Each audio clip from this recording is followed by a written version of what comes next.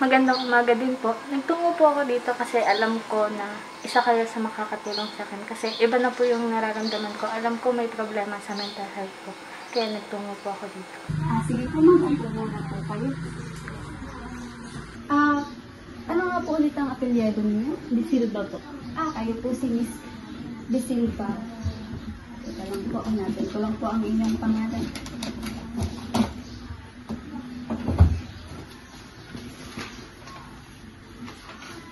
Kayo po si Miss Faith po. Ano po. Papel mo na lang po for login ng inyong pangalan. Thank you po. Ayan, bago ko po kayo ipakilala sa ating psychometrician ay i-discuss ko po muna sa inyo yung paraan ng aming payment. Ang paraan po ng aming payment ay pwede nyo pong i-send through debit card or pwede nyo pong ibigay ng cash po sa amin at pwede rin po sa cheque. At per session po namin ay nagkakahalaga po ng 2,000. Kayo po ba ay pumapayag sa ganoong halaga? Sige po. Yan. Miss De Silva, kayo po muna ay papakilala ko po sa ating psychometrician na si Miss Balinya at tayo po muna tayo. Magandang umaga po, Ma'am Miss De Silva. Ito nga palang aming psychometrician dito sa aming clinic na si Miss Balinya. At Miss Balinya, ito po si Miss Faith De Silva at siya na lang po ang bahalang magsabi ng kung ano man gusto niyang sabihin niya. Maiwan ko po muna kayo. Magandang araw. Ako si Mayami Balinya. Ako isang registered psychometrician. Pwede ba kitang matanong? Anong nararamdaman mo ngayon? Siguro po,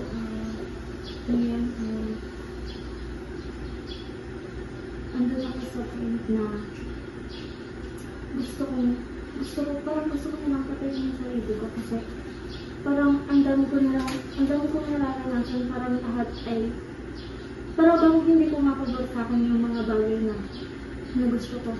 Lagi akong nai-stress. Ang sakit-sakit na sa ulo, parang hindi ako nakakatulog ng ayos.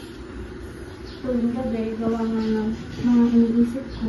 Ang hirap kung bagay yung sarili ko na yung kalaban ko. Parang ang hirap-hirap ka lang kalaban yung sarili. Kasi hindi ko din alam kung anong gagawin ko, lalo na nga yung sarili ko yung kalaban ko. Naintindihan ko naman lahat ng mga sinabi mo. And bago tayo mag-proceed, ay magbibigay ako ng informed consent at sasabihin ko kung ano nilalaman ng consent. Lahat ng information na nailagay mo dito ay magiging confidential at hindi malalabas sa ibang tao.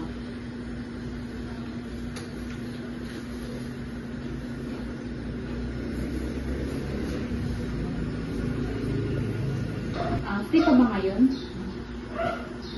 So, ipapaliwanag ko sa iyo yung test. So, dun sa unang test ay yung 16 PF personality test. Dito ay, ito yung pagsusulit na ang kakayahan sa pag-iisip at personalidad. At una sa lahat, gusto kong bigyan diin na ang layunin ng pagsusulit na ito ay hindi upang sukatin ang pagiging isang tao. Subalit, ay upang makatulong sa iyo at sa pagkilala ng iyong sarili or sa pagpahalaga mo sa iyong sarili.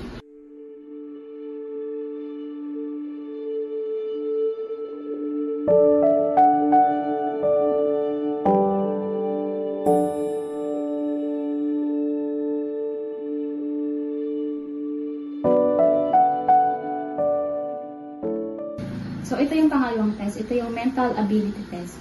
So, ang layunin ng test nito ay suriin ang hilig, reaksyon ng isang individual sa iba't ibang sitwasyon.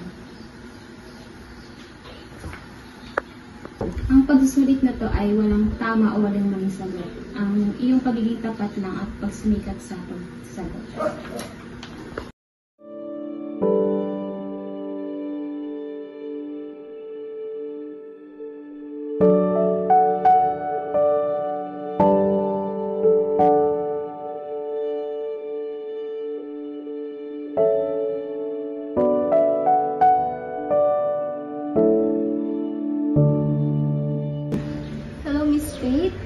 afternoon. Yan. Thank you sa pagpunta mo ngayon. Okay? So, magpapakilala po na ako. Ako si Dr. Catherine. Pwede mo akong tawagin Dr. Cat. At ako ay isang licensed psychologist. At dito ako para ipaliwanag sa iyo ang naging resulta ng naging test mo sa 16 personality factor at sa mental ability test. Okay? So, unahin muna natin yung naging resulta ng iyong 16 personality factor test. Okay, so base dito sa resulta ay mataas ka sa factors pagdating sa warmth, emotional stability, vigilance, abstractedness, privateness, perfectionism, at tension. So, ipapaliwanag ko na lang sa ito ng buo. Okay? Dahil mataas ka sa mga bagay na yun, nangangahulugan to na ikaw ay mataas ang iyong anxiety score. At ito ay nagpapakita lang na ikaw ay madaling ma-stress at madali kang mag-alala sa mga bagay-bagay. Okay? And base din sa 16 personality factor mo ay lumabas na ikaw ay independent. Okay? Independent person ka. And base sa test na to, okay lang ba na magtanong ako sa iyo ng mas personal pa mga bagay? Okay. So, i-confirm ko lang, ikaw ay taga Manabi, di ba? Okay. Faith, ano ang pinagkakaabalahan mo sa buhay? Ako po ay nag-aaral, tapos meron din po akong trabaho. Okay. So, ikaw ay isang working student. Pwede ko bang malaman kung ano pinagkakaabalahan mong trabaho? Isa po akong call center, pero yung trabaho po ay sa bahay. Okay. So, Miss Faith, maaari mo bang ipaliwanag sa akin, ikwento sa akin yung mga problema mo o mga naging problema mo? Ayun nga po, sa family ko po, yung tatay ko po kasi laging pag-uuwi sa amin, laging lasing, tapos nananakit pa din po. Tapos, pressure din po ako, gawa ng ako nga po yung panganay. Parang ako na lang yung, parang ako yung may responsibilidad sa kanila. Kaya, ang hirap-hirap po para sa akin. Ayun nga, sa pag-aaral ko, yung sa ACADS ko, nahihirapan din ako makapag-focus, gawa nga. Ako din yung nag-iintindi sa bahay. Nawawala na din ako ng time para makapagawa ng mga ibang activity. Hindi na din ako nakakapag-aral ng ayos. Tapos, sumasabay pa yung pressure ng magulang ko. Yun po. Okay, so Miss Faith, ngayon naman ay pupunta tayo or i-explain ko sa iyo kung ano naging result ng mental ability test mo. Okay, so ang ibibigay ko sa iyo ay ang pinakamatataas mong score. Okay, una, abstract reasoning. So, nangangahulugan lang to na kailangan po ng pagsasanay sa pag-interpret ng mga abstract concepts at patterns. Then, dalawa naman ay ang memory.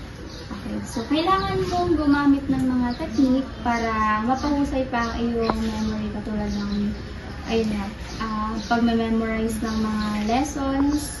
Yan, isa din yun sa mag-e-enhance ng memory mo. Okay? So, ito lang yung kabuuan ng mga naging mental ability test at 16 personality factor test mo. At Miss Faith, ako ay looking forward na maging okay ka na at masolusyonan natin yung problema. Okay?